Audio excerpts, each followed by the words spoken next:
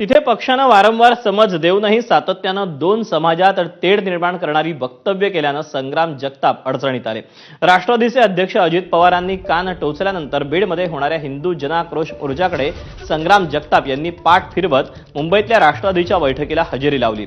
त्यामुळे या बैठकीनंतर संग्राम जगताप आपली कैफियत अजित पवारांसमोर मांडणार का हे पाहावं लागेल। दरम्यान खुद्द शरद पवारांनीही नुकतीच संग्राम जगताप यांच्या वक्तव्यावरून नाराजी व्यक्त केली होती। या सर्व प्रकरणावर मिलिंद एकबोटेंनी काय म्हटलंय आपण पाहूया। अजित पवारांना माझं असं सांगणं आहे, तुमच्या जिल्ह्याचे ते पालकमंत्री आहेत, तुम्ही जरा नीट राजकारणाचं काम करत जावं म्हणा।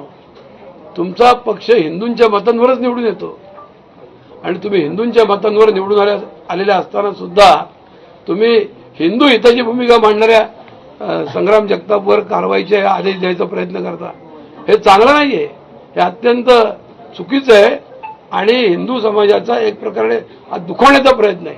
तर तुम्ही तुमच्या राजकारणाची जी दिशा आहे त्या चुकीच्या दिशेने तुमचं राजकारण नेऊ नका।